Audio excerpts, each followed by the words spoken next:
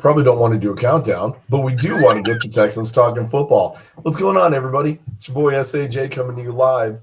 I am coming to you today from the Toys R Us studios. I know there's still some Toys R Us's around, but every one of them in San Antonio is closed down, so it still technically counts. Yeah, it does. What's up, everybody? I am BD. Today, I'm going to come at you from the I Can't Believe It's Yogurt Studios. Nice. Good stuff. I actually missed that place. I do. Them and TCBY were always in a competition and stuff like that, but they were kind of good places to go to. Now you've got what's the one now, like the orange whatever or orange leaf or something? Yeah. Freaking TCBY walked so Orange Leaf could run. Yes. Now I will say though, any of the St. Louis fans that may be watching or anything like that, they'll be coming on soon, I'm sure, to talk smack. But in St. Louis, and we didn't get a chance to experiment or experience this, but they have frozen custard in St. Louis. And it's some of the most phenomenal stuff. And especially for a guy like me who kind of can't do the dairy so well, frozen custard is absolutely phenomenal. So, BD, if you're over on the northwest side of San Antonio, there's a place called Culver's, right? Mm-hmm. It's a restaurant from Wisconsin. They have frozen custard there. You have to go over there and try it. It's not going to be as good as Ted Drew's. I've been there and I've had it. Okay, then you know. Yeah. Now, again, it's not as good as Ted Drew's in St. Louis. I promise you that. But it is still pretty good. So make sure that you St. Louis folks, come in here and plug your Ted Drew's. You got Freddy's that, is a custard place. And then you've got it's not the same, bro. It's not. But then you've also got in Lock and Terror, not Lock and Terror, the Rim, you've got Andy's. Andy's, I forgot about Andy's. Yeah, we've got one over here on the north side now. So yeah, we're kicking it. We're big time now, folks. That's right. But anyways, yeah. So lots of I'll say this is a Texans talking custard, so let's get into some football. Yeah, that'll be on Wednesday nights. First and foremost, San Antonio did not win the game like we thought they would. And exactly what we're facing is kind of what I was worried about, right? Now we're going to be playing St. Louis in St. Louis in front of what potentially could be a fairly large crowd. Truth be told, though, Brian, I don't think that they're going to get very many more numbers than what they had, right? The game was what, 32, give or take? 34, I think, is what the official number was. Now, we all know UFL numbers, that is tickets purchased, distributed, and not actually people in seats in game. So, you figure St. Louis is probably pretty close. It's not like a lot of the other where, they said it's 8,000 and, only 2,000 are actually there.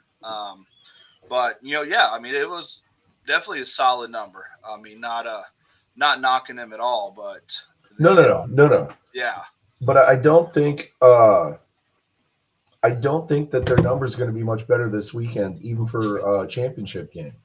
Man, I don't see how they won't be.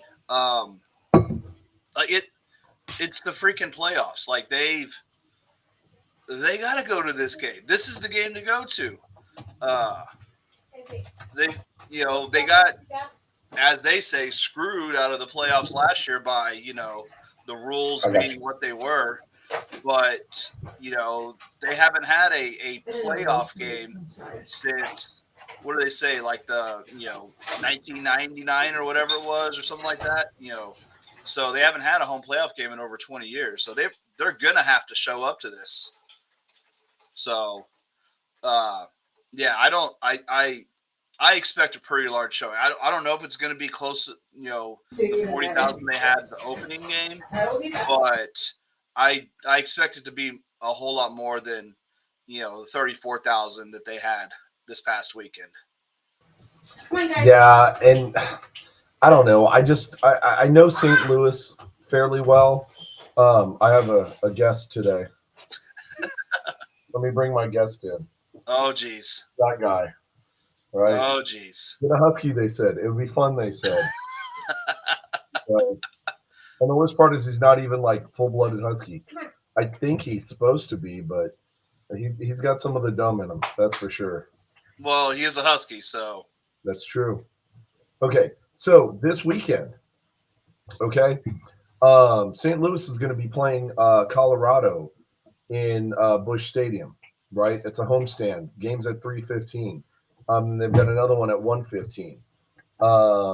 I believe St. Louis City is also going to be playing this weekend, right? And the reason I bring that up is because these are all sports that are going to be competing with the St. Louis fans. They're not going to go. I mean, a baseball game is going to be easily what, three. It could be 3-4 hours. Um, and our game is at what time? 6 o'clock. Right. So I very seriously doubt people are going to go to this game, go home and rest, and then go to the championship game. I don't see it happening. But You know, also I don't. Okay, John Davis said City plays on Saturday. okay. But man, I don't know. I don't know how you go to a regular baseball game over a playoff game for this team that you've been dying to see in the playoffs for, ever. Well, So, okay, it's going to be a twofold problem in St. Louis, though. That you've got to understand it from their point of view. First and foremost, right? They're still bitter to this day. What's up, Soul Rack? What's happening, baby? St. Louis is still bitter about NFL football, well, and of course they and are. uh, We saw it walking through the tailgate, yeah, Stan Kroenke and all that good stuff, right? Oh, hang on, real quick. Shameless plug for my guy. Okay, while we've got an opportunity, ladies and gentlemen, if you are in the marketplace for looking for sports, customized sports memorabilia, Solrak and his company made this helmet for me. Okay, so if you are interested, make sure you reach out to him. Incredible prices and it's a fantastic customer service. I don't know that I've had a better experience. He also did this one for us. This is our Texans talking football. Yeah, the end zone helmets. Thank you for reminding me. And then this is our friends over at Horns Forward Podcast. Right. I probably should reverse my camera. That might be a good idea. There we go. There you go. So now it looks a little bit more like what it's supposed to look like. Okay. But again, end zone helmets, they do an incredible job. For any of your sports memorabilia needs, reach out to them. They can get you guys hooked up. Okay. Shameless plug over now. We should almost get them as a sponsor, right? Anyways, so we already know that St. Louis is bitter about losing their football team, and rightfully so. I mean, I get it, right? There was a lot invested in that, and the way Kroenke did the city, it's going to leave a bad taste in anybody's mouth, right? But this is also kind of a novelty, right? They had a team in 2020 in 2.0, and then they got a team in 3.0, right? But this is not the star of the show. The star of the show is the St. Louis Cardinals baseball team because they've been around much longer. There's a much more storied history there. You've got heroes that go back to like Albert Pujols and even farther, right? That's just somebody that I remember from the near recent past. St. Louis pretty much always has been a baseball city. They had baseball before they had football. So that's their roots. So Cardinals are playing, people are going to the game. That's just the way it is. Just like if the Blues were playing, the Blues is their hockey team. If the Blues are playing, they're going to the game, right? The president could be in town and they're going to the game, which really wouldn't be a surprise because it's the president. I mean, whatever side of the aisle you sit on, it's the president. Nobody really likes the president. But the point is, the sport that the St. Louisians connect with the most is baseball, and so baseball is going to be there, and it's going to be competing with the game, even though they're in the playoffs. So Yeah. something to think about. However, however, what we do want to talk about though is how this game did not turn out exactly the way that we wanted to, and how there's a little bit of bitterness and some questions about certain questionable call and everything like that I really really want to talk about. There is, Okay. but I think at first it's important. Like I've been saying this kind of everywhere I posted. My biggest takeaway from the game was absolutely nothing. I I take nothing from that game. Like that was both teams playing their most conservative vanilla game, no frills, no wrinkles, no nothing. This was just basic football. They're like, Hmm. we got to get through this game because we know the important game is the next week. So, Yes. it was just one of those games like, hey, if we win, awesome. If we don't, you know what? At least we're not going to show the team what we've got. And I know Anthony Beck said they threw everything they had at it, but you know what? He's he's lying. I mean, he's a coach. That's what coaches are going to say. That they didn't hold anything back. It's absolutely not true. They they were they were way too conservative for what they normally do. As were we. It was no. They were both holding back for next week. First of all, uh greetings and salutations to you, good sir, Excalibur to the Absolutely blue.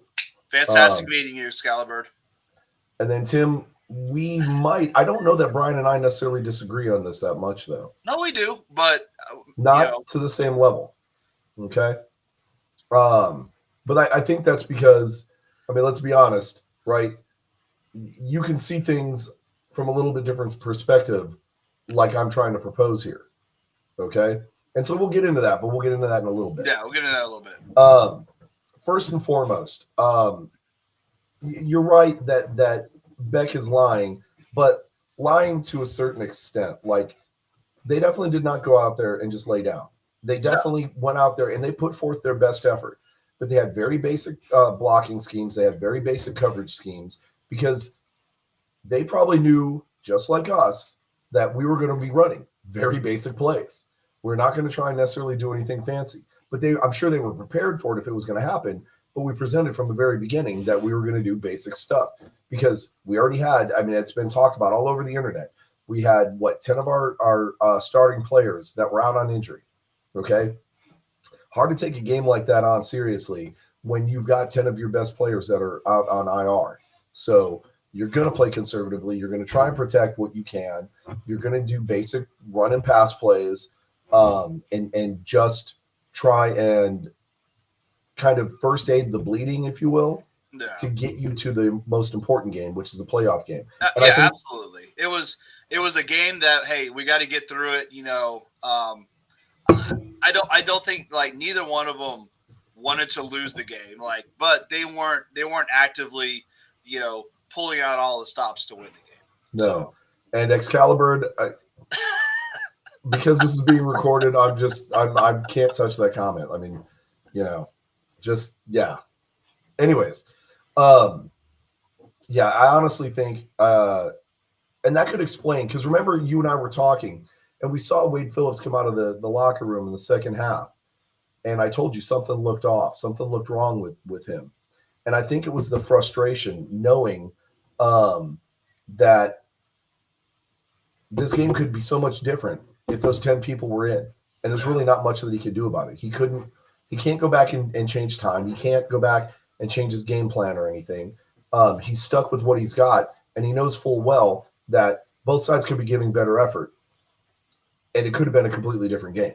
So that could explain that just that frustrated, upset look that he had on his face for sure. Or it could have also been because of Garbers. I mean, it could have been a bunch of things, but could I have been think a it lot was of things. definitely related to the game.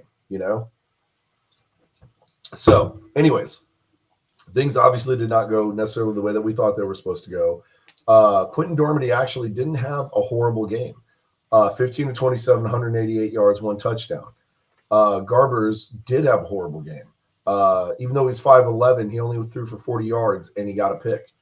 Um, and I still have not had a chance to go back and watch the game and see when he went down. But it was on that third possession when the pile kind of just collapsed on him. I think he re-injured that wrist. BD and I have a little bit different take on it because we saw the guy walk by right in front of us, and just the way he had his arm tucked into his body, and it wasn't like he was holding his wrist. I mean, he was holding his arm tight against his it body. was like It looked bad. It looked like he was cradling his arm more than he was cradling his wrist. Yeah. So I mean, who knows? I hope to God that that's all it is, just a wrist injury. That he is able to heal and recover from that because he just came back from a wrist injury, and maybe he jumped a little too soon and it wasn't quite ready. Obviously, hopefully it's not any worse than maybe a sprain or something. Because I would just hate to see his year end that way. You know, I'd like to see him at least get a chance. But that happens, right? Sometimes quarterbacks, especially a guy like Garbers, who is a field general, as we've talked about, sometimes they push themselves a little bit too hard and they go out when they're not quite ready and then they just make it worse, right? In the meantime, AJ McCarron didn't really have himself a great day either. I mean, he only threw, he was 10 to 24, 115 yards, one touchdown, one interception. Their total offense was, 200 and 220 yards. We did almost 220 yards in the air. We had another 56 on the ground. Yeah. But the problem is we'd push it forward and then the ball would get shanked left or right, right? Or low and blocked. Or low and blocked, right? That was the first one. Yeah. Was low. I'm sorry, it was low and blocked the first one. The second one was just low. Or I should say the fourth one. The second one was low, but to the left. That was just a bad kick. I mean, right. So, anyways, yeah, it was definitely kind of a very basic game, but it was a very strong defensive game. Defenses did what they were supposed to do. They pretty much kind of shut everybody down, kept everybody out of the end zone. Second quarter, obviously, we didn't do so hot. We allowed them to score 10 unanswered points, and then they came back in the fourth quarter and scored another 3. Meanwhile, we scored 6 in the third, 6 in the fourth. Should it have been an 8, though, Brian? Let's talk about that.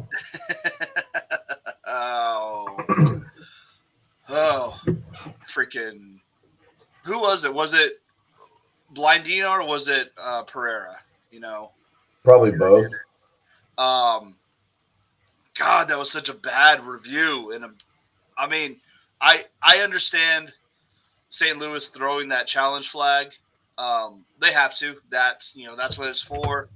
But for them to make that call of ineligible player downfield, we've gone through it. We've talked about it a lot, but the play starts at the 2. The lineman is allowed 3 yards from the line of scrimmage unless they're engaged in a player. Engaged with a defensive player. Right. Ball gets snapped at the 2. The offensive lineman engages and blocks the linebacker at the 1-yard line and then pushes him into the end zone. As he's pushing him into the end zone, he is still engaged with that defender. So he passes the 3-yard lines, the 3 yards for to be within the range, but because he's still engaged with that defender, it's allowed. Then the defender turns, tries to go make a play on the ball. The lineman disengages and stays where he's at. That is a perfectly legal play by the rules. Actually, you're wrong. So I did some research and did some discussing with somebody who I consider quite possibly one of the smartest football guys I know. No, you didn't talk to And me about that. like I said, I'm one of the smartest guys I know. Um, so where's my ESPN Plus? And I want to go back and I want to watch it. It's not on ESPN Plus. It's on Fox. Oh, well, I don't have the Fox subscription, so I can't show you. Here's the problem. Um, yes. So Tim already knows where I'm going. What's going on, Odin? What's happening, baby? Tim 100% knows where I'm going with this. So after watching the play, I was talking to Coach Tom Walker. He thinks uh, that it was a blown coverage play. He was not supposed to bump the linebacker, or I'm sorry, the defensive lineman off the line and then go to the second level of coverage. He was supposed to stay there and hold and allow for that run play, or I'm sorry, for that pass play to open up. Um, I think he confused it with a run scheme and tried to create a hole, which is perfectly allowable for a run play. But in the umbrella, right, that front line, how it kind of is supposed to collapse and everything, on a, pardon me, on a run play, you're pushing forward. On a pass play, you're redirecting, right, to give your quarterback time to open up the passing lane or to scoot out if he needed to, whatever. And so I think that's where things went wrong. And so when he went to that second level of coverage, he was past his area where he could make contact, and then he's considered an eligible receiver. But that even I yeah yeah, you can see everyone kind of set back. He moved forward. That is correct. But he's still even with that, he was still within. He was at the 1 yard line, 1 yard away from the line of scrimmage when he contacted the defender. No, he was in the end zone when he made No, contact with no. the When the defender. first contact with the defender, he was at the 1 yard line, Okay. and he Well, pushed him back. Pushed him back. As he's pushing him that's back, you're still blocking. You're still engaged. So right there you can go past that 3 yards if you're and right blocking. there. Oh, not that one. We'll wait. Tim knows. He Yeah, was yeah. but he was still blocking. That does like whether he was run blocking or he Whoa. was supposed No. to be pass blocking, he was still blocking. That's the issue. He was Yes. actively blocking. So you're allowed to go past the 3 yards that you're supposed to stay within if you're blocking. Right. But once the defender rolled to the side, he should have rolled with him. Nope. Yep. No. The rule is if your defender disengaged from your defender, you're no longer blocking. You have to stay where you're at. You can't move from that spot. That's why he should have stayed with him. And he could have continued blocking. Well, then you risk holding him because the defender was peeling off. Well, potentially. I mean, he risked holding anyways when the guy was facing the same direction as him. And he Yeah. was holding him from behind. I mean, it could have gone that way too. Right. So there's a couple of different things he could have gotten dinged for. I think it was the right call. I think it was unfortunate that we got smoked by the rules yet again. But I stand by what I said, that it was unfortunately the right call. It's okay. And That's your opinion, and yeah, you've got the right to be wrong. That's perfectly okay. This is America. as do you, which you've proven several times. So No, I've never wrong. I don't know what you're talking about. you root for the Cowboys. You're wrong all the time. Okay. No. I root for my team. I just happen to be really upset with my team all the time. You happen to be bad at rooting for the right team. I don't change my team. Come on now. Well, no, that's what I'm saying. Maybe Yeah. you should.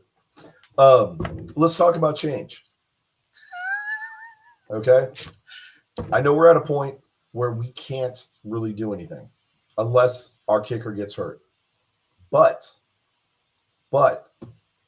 what do we need to do on offense to prevent relying on our somewhat ineffective offense from, not getting in the end zone? Like, how can we fix those issues to get our guys in the end zone so we're not relying on our kicker to try and win a game? Well, I think obviously having Lovett and McFarland back this week is going to be a major help. I mean, we've got 3 really good running backs just this past week, and 2 of them were out.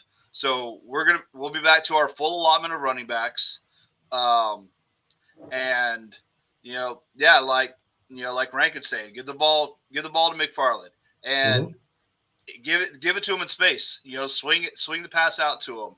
Yep. Let him go. And he is our best player and probably one of the best players in the league. Yep. Um, like Well, if he played all year, I would think he'd probably be MVP candidate. yep.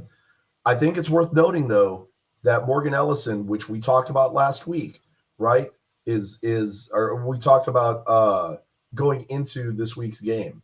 Morgan Ellison is no slouch. No, absolutely not.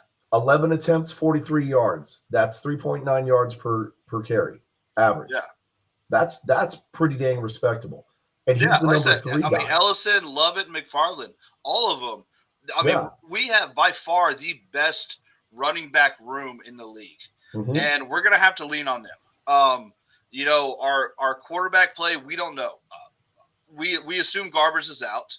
Um, we've got Dormady, who if you watch Horse Forward last night, there's some strong opinions Hmm. and strong and wrong opinions coming from certain people who shall remain nameless. And that's why you have We him. we also have Hogan, who is unproven. He's only played 2 series with us, so Hmm. whoever ends up being quarterback in this game is going to have to rely on the run game, and that's going to have to be the major focus of our team. Which St. Louis is going to have to know that. So you're going to have to get creative and see stuff we didn't see last week on purpose. So I expect AJ Smith is great at bringing wrinkles into the game, kind of some trick plays and stuff like that. So he's going to have to be at his A game calling this game here Yep. and adjust to whatever the defense is throwing at him. So I think it's worth noting, though, we're talking about Hogan, and you're talking about how I'm wrong and everything. I think it 100% is worth mentioning that he's 5 of 7 for 38 yards, and he does not have a touchdown, but his longest pass is 15 yards, He and he has doesn't have no a touchdown, interceptions. but he did because he completed that 10-yard 3-point conversion to Latimer Hmm. against Houston, which Right. doesn't obviously that doesn't factor into the stats and stuff like that. But that was his one pass into the end zone. Right. But again, right, I still stick by my opinion. I think you throw out the unknown commodity because you know St. Louis is preparing to play Dormandy. So you already know what you're going to get with Dormandy, right? You I think take your St. Louis is chance. preparing to play our run game more than anything. Well, exactly. So that's why you introduce the pass risk, right? Mix it up. You don't ever play, you don't ever let your opponent know 100% what you're going to do, even if they think they know what you're going to do based on what the But current Dormady is the situation better looks like. passer than Hogan is. Hogan's got the ability to run a little better than what Dormady does. I, But I mean, these stats are saying something a little different. I mean, you've got a And you're right. It's a poor representative sample. I yeah. get that. I get that. But again, this is the conference championship. I feel you got to take a chance, right? You've got to risk it, right? I don't feel that you throw an unproven commodity out there unless you absolutely have to. Okay. So we put Dormady out there and Dormady gets smoked, and you're going to put Hogan out there and just hope for the Yeah, best. I I'd mean, rather I'd rather do it the other way around because at uh, least you know what you're going to get with Dormady.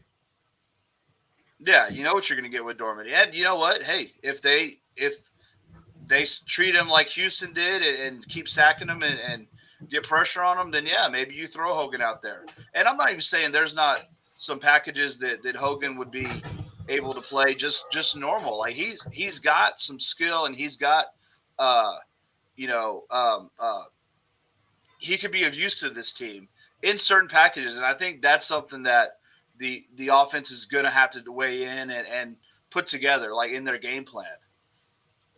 Yeah. Anyways, it turned out. Not exactly the way that we expected it, but we knew it was going to be a close game. We at least got that part right, and so we called that one.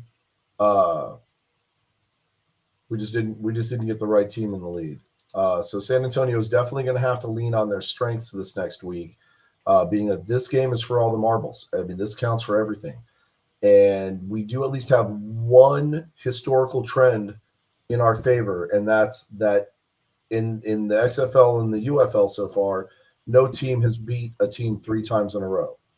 So, unfortunately, Houston found out that last year when Arlington surpassed them into the playoffs. Yep, Tim even said it right there. Yeah. And I've got to give a shout out to Tim uh, and all of the banditos and the whole Renegades Nation. Um, I'm really surprised they put on a heck of a performance and they did not give up. They did not quit on this game, the entire thing, and they wound up winning 32-31. So they beat the spread, and I think this is probably their highest scoring game of the season. And Luis No, Perez. the last week against St. Louis, they scored more. Oh, okay, okay. Luis Perez looked like the Luis Perez from last year. He looked pretty sharp. Now, granted, he did throw two picks. I think he was forcing stuff, um, but he looked a hell of a lot better now than what he has all year long, and the team looked just a lot more solid. And I'm happy for them that they got the win. Plus, I mean, they beat DC, right? And I'm still bitter because DC beat us. Um, Even though we beat them once, they beat us once. So whatever, we broke even, but I don't like that. Um, Tim's right. The last four games looked a lot better. They looked a lot more solid, a lot more cohesive. So again, it was a great game. It was a great game to watch. Right. I watched that one. Pretty sure I watched that one driving back from St. Louis, and it was a fun game. The Yeah, other game, I watched it on the flight coming back. yeah, the other game we watched, right, is Houston and Memphis. That one started out really good. That was a really good game to start out with, and then Houston came out in the second half, or I guess didn't really come out in the second half, and they just got kind of kind of roughed up a little bit. It didn't look as great as what they started out. Reed went out fairly quickly. I don't remember. I don't know if he got hurt. I'd have to go back and watch the game. But I remember something funky happening in there. But then Henderson stepped in, and Henderson did all right. He didn't get any touchdowns or anything like that, but he was doing pretty good on his passing. He had 232 yards for the day, so it's pretty solid. Um, so where does that leave everything? Obviously, Memphis, because they won the game, they now get number one pick throughout the entire draft. Is that something that we're going to have to watch out for next year? I mean, I think really for Memphis, it kind of depends on who their coaching staff is. Um, I really think that was their biggest the biggest problem they had. They had a lot of talent on the team, Mm-hmm. but you know uh, they. I mean, just say bluntly, their coaching staff was pretty inept. Yeah, Um, and same could be said for Houston as well. I think watching a lot of both those teams, uh, both those coaches just look lost a lot of the time. yeah, Um, that and is true. they that's the reason they were the two worst teams in the league. Um, they've got, like I said, they have talent on their team, but they didn't have the coaching to pull it together. So I do think those are the first two changes that both those teams are going to have to make is their coaching staff, and then you know Memphis will have the number one pick. Houston will have the number two pick. So uh, if they can draft good and get a good coaching staff in, they should be pretty decent next year. Depending on what happens with the rest of the league. Yeah, yeah, and I agree with Tim. I think definitely Memphis is going to have a bit of an overhaul. I'm not so sure, maybe in the coaching staff, but definitely the field talent. Um, I think Houston and DC. I'm sorry, and Arlington are going to be the ones that are going to have probably the biggest overhauls, and it's Well, going to yeah, I start. mean, you don't know what um, Luis Perez his future is up in the air, whether Hmm. he's going to stay or whether he's going to retire. I think Taumu, same thing. It was sure. Yeah. Tim, like Tim here says, they may lose Stoops, which is probably going to end up being a good thing for you guys. But uh, Just just don't get Heinz Ward. um, so I definitely think that these teams will look a lot different next year. Yeah. So um, I know, we haven't gotten to the playoffs yet. We haven't gotten to the championship game or whatever. I'm already excited for next year because we've got what, 5 different combines coming up in the next 2 months. Yeah. So there's going to be a whole new crop of talent, and especially with teams like Memphis getting the first pick. I'm sure Arlington and Houston are somehow going to get potentially taken care of in that deal as well. The landscape is going to look completely different again next year. So, regardless whether we win it this year or St. Louis does, whoever, or Memphis or Birmingham. I'm sorry, Michigan or Birmingham. Um, Everything's going to be reset next year, Yeah. right? So it's you Which is know kind of what what you expect for a league say like it. this. This is not a league where players come to stay. I mean, let's be real. This is a lot like a college league. Um, the I think the coaching staff has the biggest influence on the teams versus the players. Uh, you know, Yep. Yep, absolutely. But yes, a lot of these players they're trying to get to the next level, and so the better ones are going to do that. So that's going to be turnover with the teams as well. Yeah. So Okay. So let's put UFL on the back burner for right now, because we definitely want to talk about the playoff games this weekend and what to expect from that. But ultimately, we turned out. I thought we picked. I think we're 2-2 for our picks, aren't we? yes, Yeah. yeah, we both picked San Antonio, and we both picked Houston. Um, Okay. actually, you know what? No, I No, no, think. no, no, no, no, no, no, no, no. We picked DC. Yeah. We, oh shoot, what do we? I don't know. We'll have to go back We and may watch. we I may may we be may one be and one and three. three. We may be Yeah. 1 and 3 this week. Yeah. I think we Anyways. were. Yeah. Okay. Let's talk about IFL. Obviously, the Gunslingers won their bye week this week. Hopefully, they're rested up and ready to go because we are starting to close in on the playoffs. Uh, do I think San Antonio getting an IFL team is going to affect us? It depends on what you're talking about. As far as talent and everything, no. San Antonio, I mean, the Gunslingers have already moved up to the IFL as of this year, Yeah. and they're holding their own, but they're in the middle of the pack. Last year, when they were in the NAL, they were competing for uh, I mean, they were top of the kind of, league the entire year until the end. yeah, until they weren't, So and that was a meteoric failure. It yeah, was epic, bro. Anyways, um, if you're talking about from like a fan base, I don't think they're necessarily competing for the same fans, right? Because the Brahmas fans are more traditionalist fans, whereas the IFL fans, the core IFL fan or the core arena football fans are more into that kind of well, genre. They like the I higher don't scoring offenses and things like that. I don't necessarily like. I think it is a lot of crossover of the same fans. We haven't had an instance where There there was the a core guns group of us, but I can the guarantee you, I looked around that place and never saw, other than the core people we knew, that maybe 15 people. I didn't see anybody I recognized from any of the Brahmas isn't that games. all isn't that all that shows up to the games though? Wow, bro! Wow, I'm just it kidding. was 100. Yeah. So, but I don't think there's been any.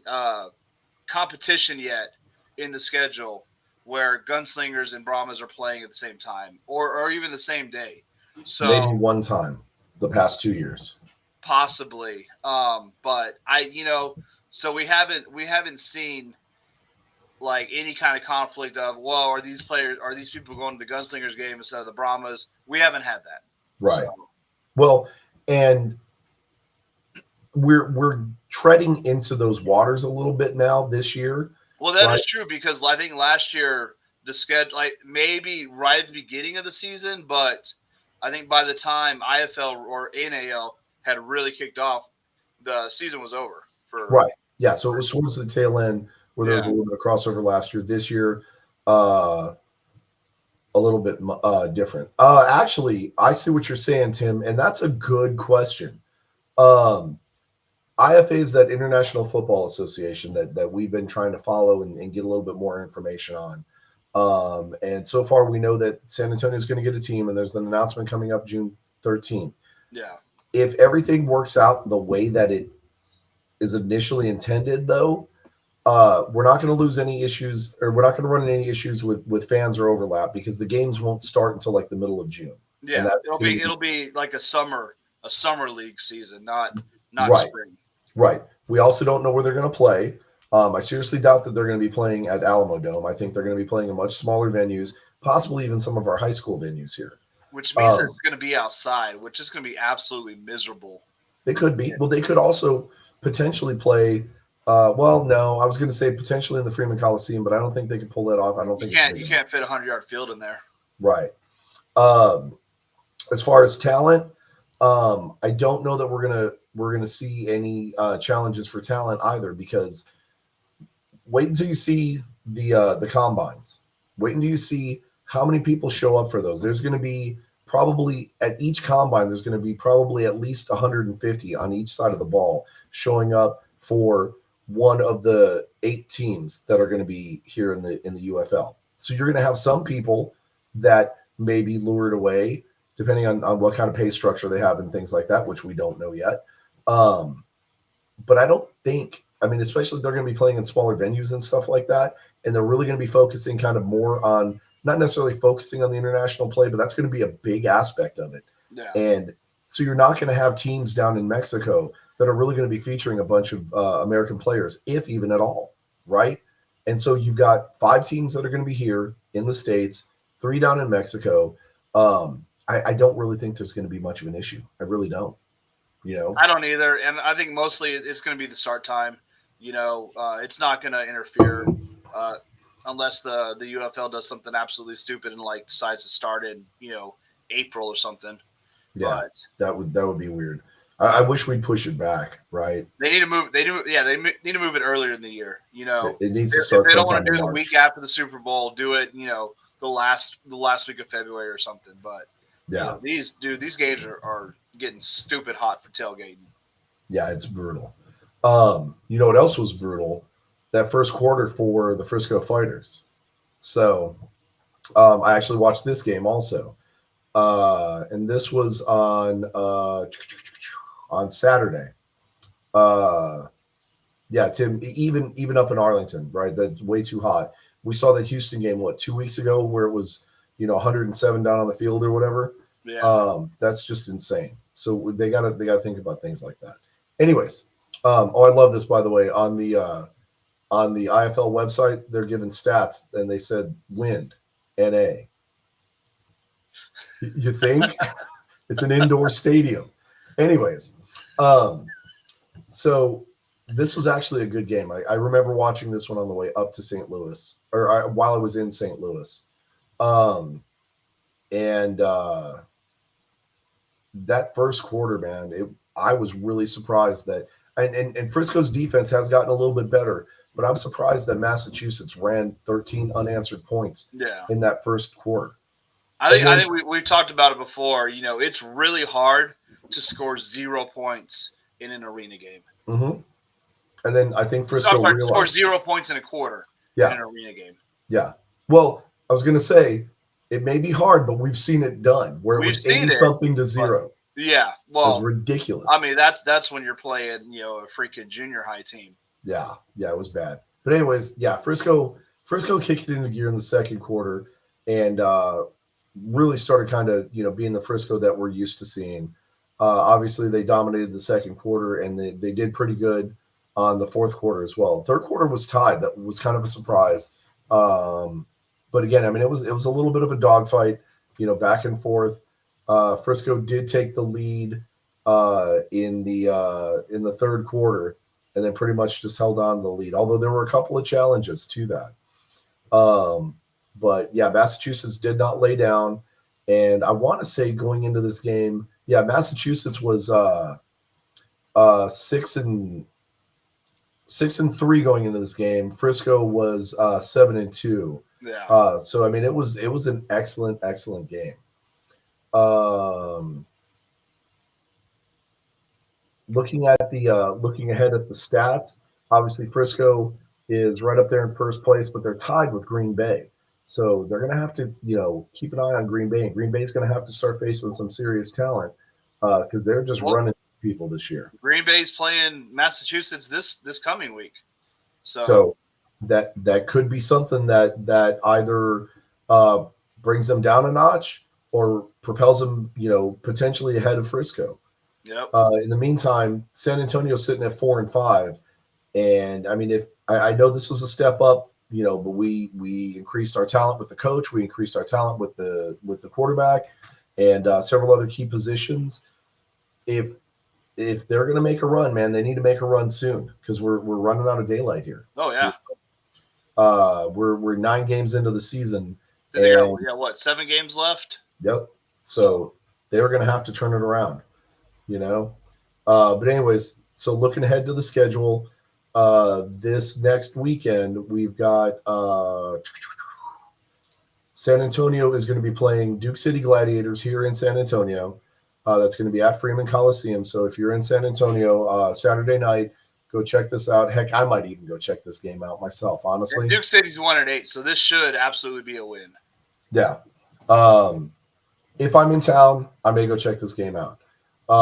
In the meantime, though, actually, you know what? Brian, Frisco is playing your favorite team. The dumbest name in the league? Yes. Yes. The Quad City Steamwheelers. The Quad City Steaming Piles. Stupid ass name. Yeah. So that should be trying to remember where's Quad City at? Quad City is at 4-5. So that should not be a challenge, but weirder things have happened, right? Really aren't any other games of note that are going on. The Guppies, of course, are playing the Tulsa Oilers. They're going to get destroyed on that one probably.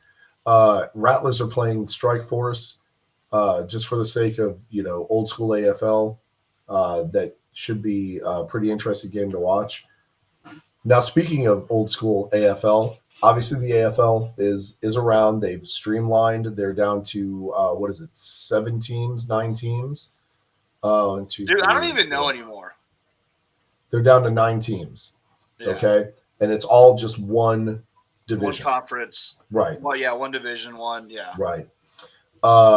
This last weekend, the Desert Hawks dropped a game to the Billings Outlaws. I did not get to check out a whole bunch of this game because it's hard to find the feeds for them. Our friends over at Pro Arena Talk definitely, if you want to find out information about where these games are being broadcasted, check them out on Facebook. They've got all the updated information there. They can let you know exactly where you can find all these games. No, Tim, unfortunately, it's not the old original AFL. It's like the new AFL.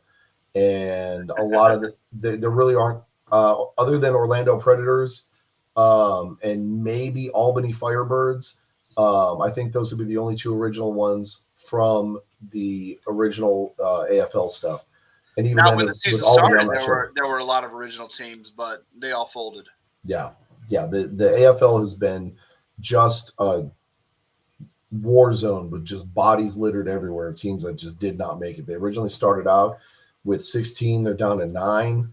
And they had to make a lot of changes. And there's a lot of people that lost a lot of money on that. But so West Texas did wind up winning. Looking at the standings, uh, Losing, you mean?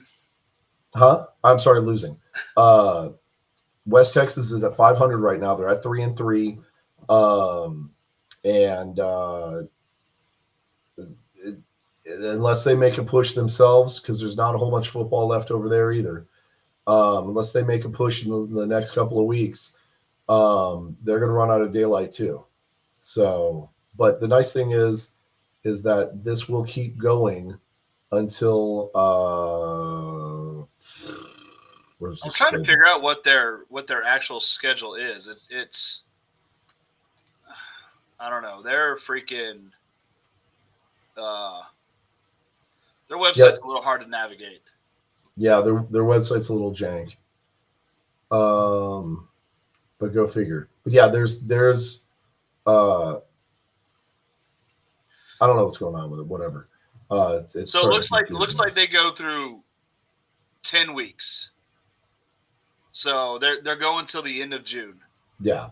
So that's potentially four more wins that they could hopefully pull off to get into the playoffs. We'll see what happens. Though. I don't see it happening for them. So it looks Uh, like they've got 3 games because it looks like they have a bye week on the last week. So they've okay. got 3 games, uh, and So they could you pretty know much be out it's because I wasn't now. talking to you, Siri. Playoffs. Corpus Christi Tritons are going to be facing the Columbus Lions on Friday, June 14th. They've basically been on what a 2-3 week bye now. Um, I'm They played Amarillo like 2 weeks ago or something. Yeah, but I mean, again, that's Amarillo. I think they Um, lost though. yeah, that was May 11th. Was that it? Was that it? Okay. Yeah, so it's basically almost like a month ago. So what I'm concerned about is, in the meanwhile, Lions have played a couple of games, and they're going to be playing a game right before they play the Tritons. Are I mean, that much time off, is that going to be good for the Tritons, or are they going to, have their hands full with the Lions? I think they are. I think they're gonna have some serious competition. And it's going to be really nasty. You So know? you know what they were supposed to play Amarillo this past weekend, but they didn't. They ended up having a home game against some other squad. I remember the post about it. So it wasn't a it was like an Oh, it's exhibition game. okay. Non-regulation So game. Okay. yeah. So I mean they got a practice game in, Okay. but Well, that makes um me feel better about their chances then. yeah. Now, also, again, shout out to our friends over at Pro Arena Talk. I'm sure you saw the post that we put up about the little fiasco that happened in Corpus. But apparently, there was a staff member who's going around saying a bunch of stuff that it wasn't supposed to say, stirring up all kinds of controversy. And there was also a player that was doing the same thing. Well, consequently, the staff member was released. Uh, what's up, Zoe? I know that person well. The staff person was released, uh, like terminated immediately after a 2 month investigation, and the player was hit with a cease and desist order because of slanderous and negative talk about the organization that was proven not to be true. Um, you can tell the ownership of Corpus Christi was extremely embarrassed by this and apologized profusely to the fans and everything. If you want to read the article, you can go to our Facebook page, Texans Talking Football, and you can find all the information there. Um, but I think it's a bad look in general, right? You had all the fiasco happening with the AFL. Now you have trouble brewing in the AIF. Does this mean the end of the AIF? Not necessarily. It definitely doesn't necessarily mean the end of Corpus Christi Tritons either. However, these are bad looks for leagues that are trying to be taken seriously. These are really bad looks. So uh, maybe we need to do a little bit of crowd control and get some of these teams back under control, man. Like this is not good at all. So are Nah, you look? we've talked about it a lot. Like there's such a wide array of arena leagues, arena teams. Right now, it's pretty watered down, and they're just kind of letting anybody in, and anybody with an idea. Eventually, we're going to see a lot of this, a lot of the teams folding, the leagues folding, and eventually it'll have a market correct itself, and the players or the teams will, the ones that are they're solid, will come under one roof. Yeah, Robert, I'm not even going to acknowledge that one. That was your fault in the first place. Uh, anyways, anyways, uh, what do we have going on?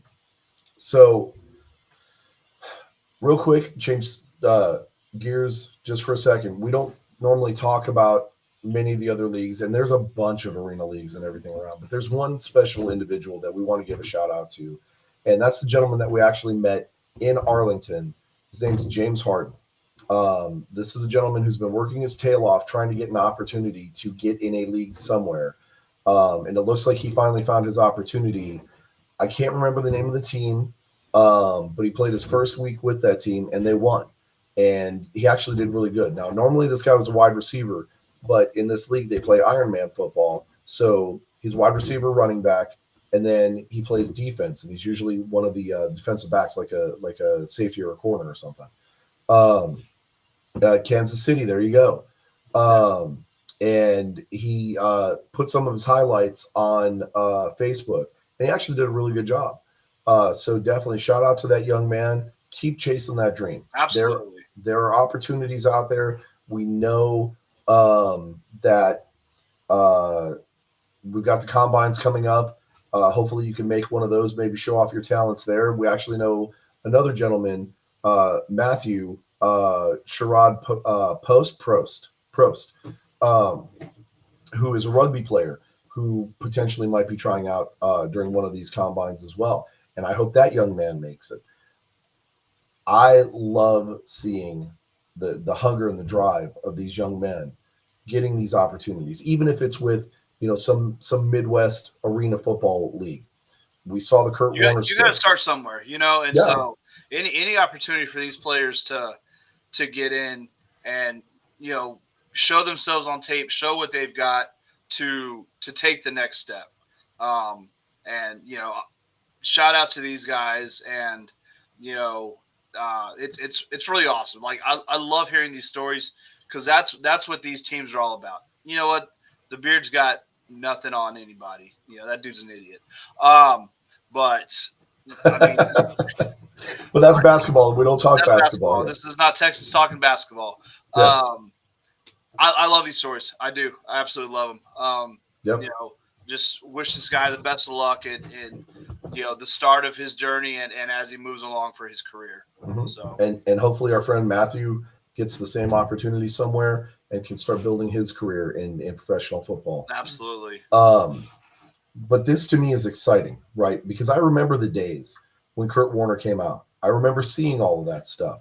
I remember hearing all the stories and everything. And I wasn't watching arena football back then. Uh, and Tim, you're right. I hope he does also. And I hate to say it, but I hope he makes it to the Brahmas and not to those Arlington Renegades. But I'm always going to try and take all the good talent and give you guys like me and BD here. So, but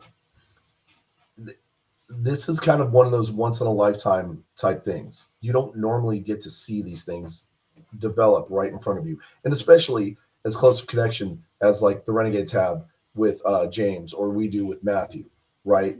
So these are basically like hometown heroes that we get to cheer on through their career until they become, potentially somebody famous. Now they'll, may or may not forget us when they get to that point. Um, Sal's coming to San Antonio and he's going to move right in next to you, Jorge. You keep poking the bear. You're fantastic. Anyways, okay. So obviously a lot going on in in all these alternative leagues. We're still waiting for June 13th to hear more about the IFA, but let's talk about this weekend. Um, I'm gonna put that comment up.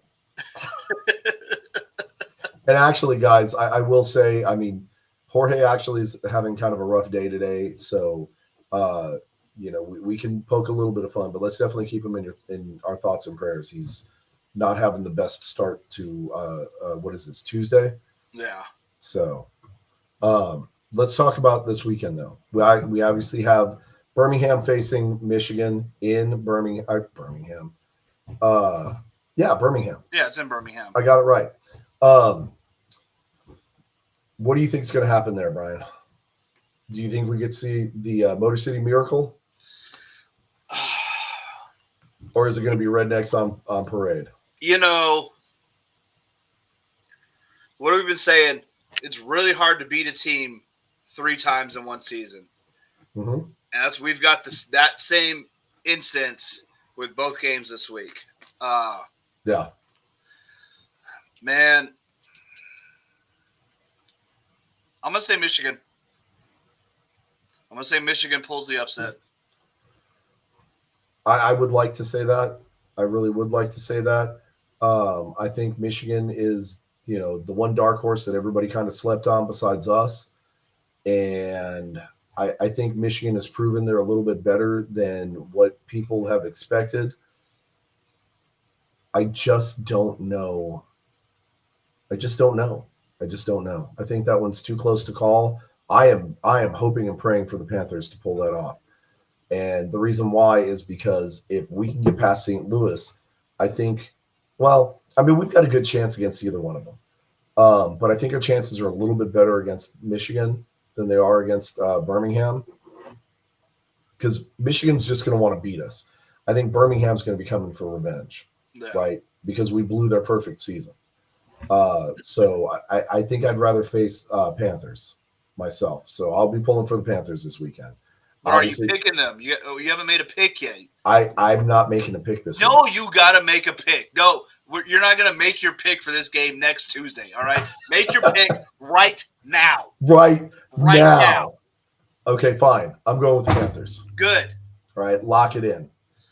And then obviously we're pulling for San Antonio. We think San Antonio. No, we're not pulling for. We're picking San Antonio because they're going to win. They're going to win. We're picking San Antonio. And so Excalibur and all of you folks, I'm sorry to tell you, we're going to be the first ones to tell you. Well, besides us on Horns Forward podcast last night, because I'm sure we said it there at some point in time. We will be winning that game, and then we will be getting the deed to your house, and then wow.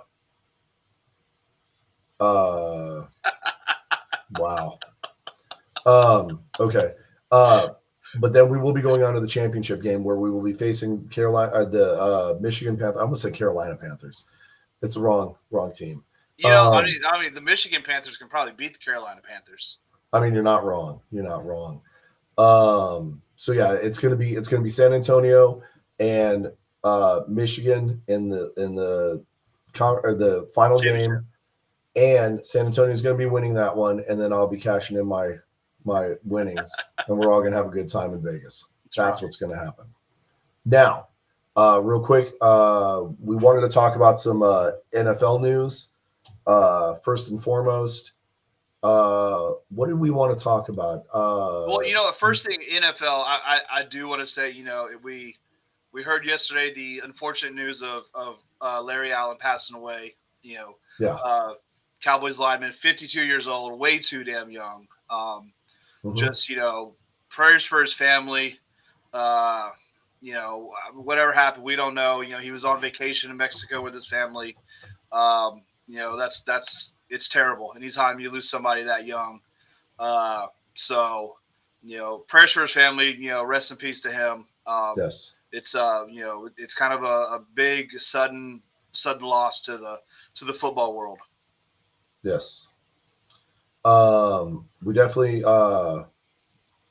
Christian McCaffrey got the 2-year mega deal, right? Making him the highest paid running back again. Something like 18, 19 million a year.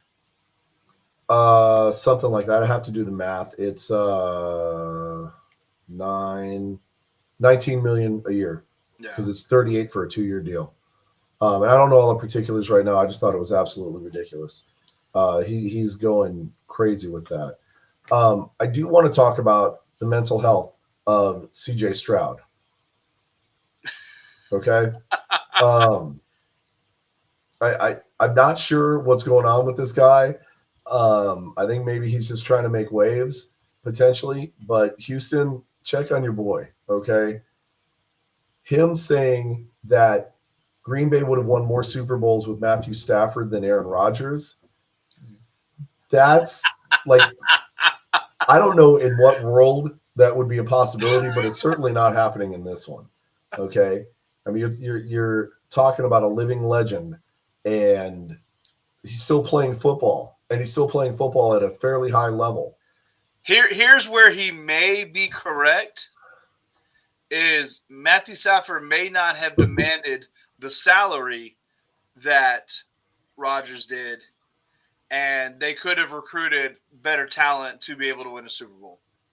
I mean, That's potentially, the only scenario in which that statement makes sense.